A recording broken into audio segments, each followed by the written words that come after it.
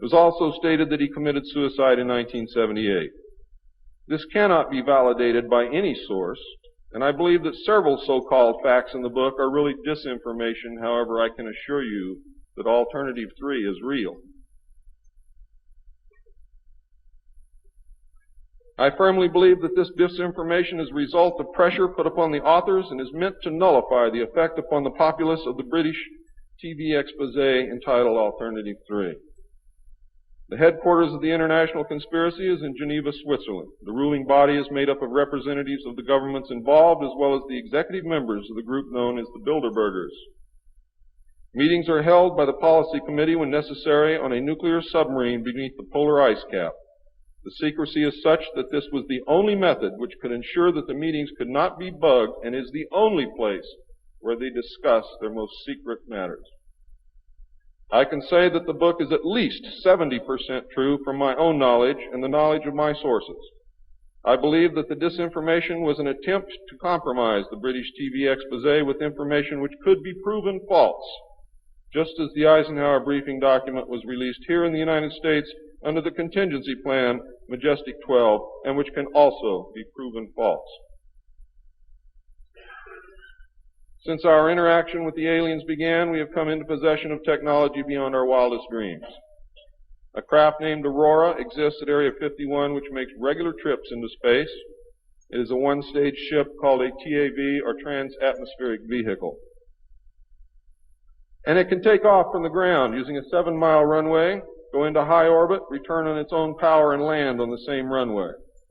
We currently have and fly atomic-powered alien craft at Area S4 in Nevada.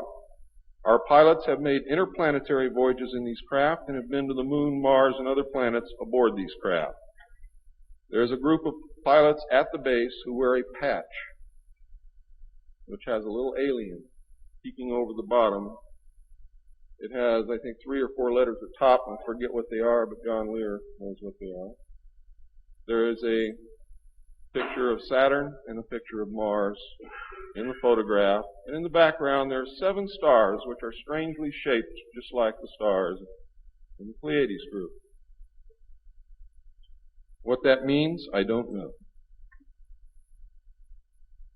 We have been lied to about the true nature of the Moon, the planets Mars and Venus, and the real state of technology that we possess today at this very moment.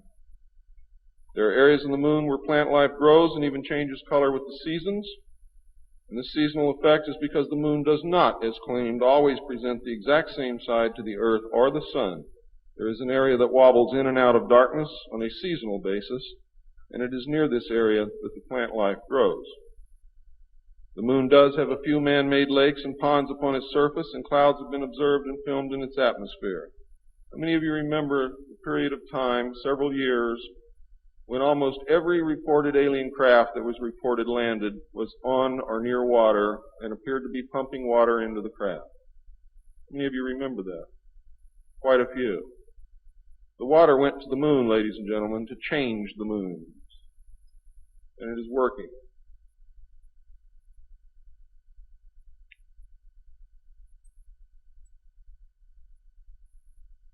It possesses a gravitational field, and man can walk upon its surface without a spacesuit, breathing from an oxygen bottle after undergoing decompression the same as any deep-sea diver.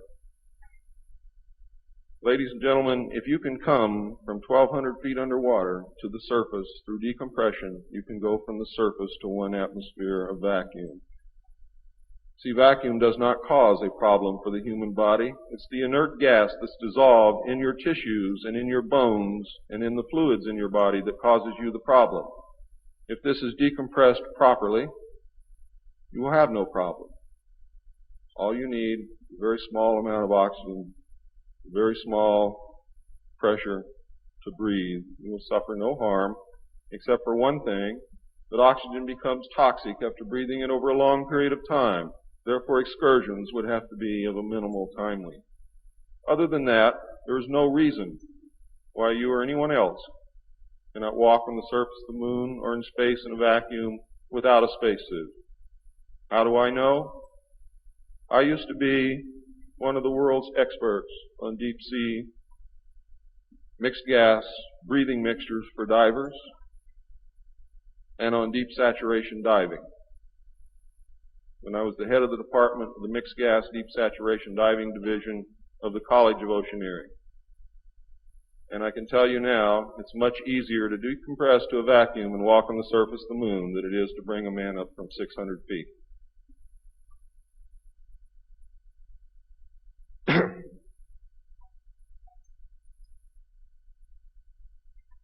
I have seen the photographs, and some of them were actually published in a book called We Discovered Alien Bases on the Moon by Fred Steckling. However, all the photographs are not there, but there are some very good ones. I would advise you to buy the book. I would advise you to look at the photographs, get the NASA number, and send for them. I doubt that you can still get them, but at one time you could. In 1969, a confrontation broke out between the human scientists and the aliens at the Dulce Underground Lab. The aliens took many of our scientists hostage. Delta forces were sent in to free them, but were no match against the alien weapons. 66 of our people were killed during this action. As a result, we withdrew from all joint projects for at least 2 years.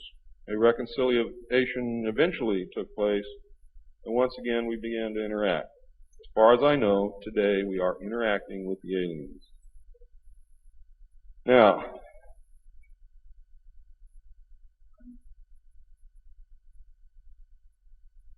I'm gone past my limit. I'm not going to infringe upon the other speakers. The text of my speech will be on sale outside.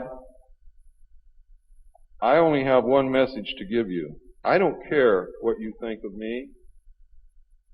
I don't care what you call me. I do care what you do with this information because it is important to our survival as a species. It's important to our planet.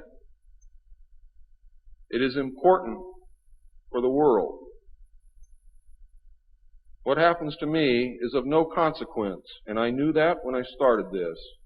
And over the last 17 years, I knew that someday I was going to have to get up and say this, whether I wanted to or not, whether I was afraid or not. Now I am here, and now it is done. And I feel an overwhelming relief.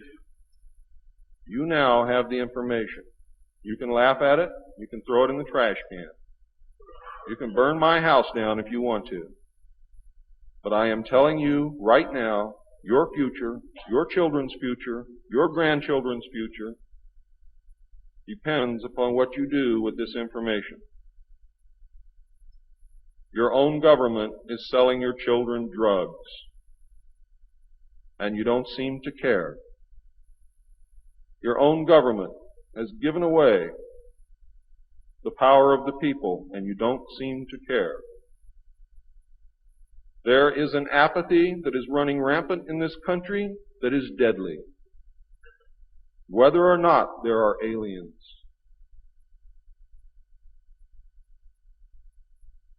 We are truly now at this moment a nation of sheep.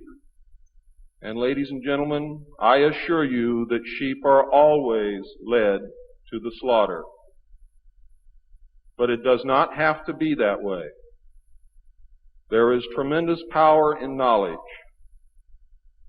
There is also tremendous power in secrecy.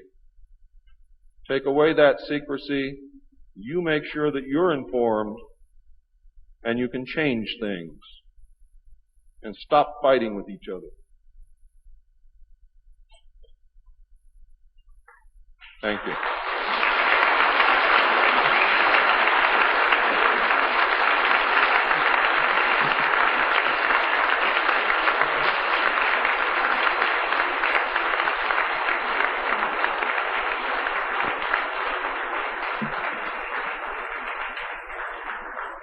This time, ladies and gentlemen, I think a 5-minute break is in order. What do you think, John?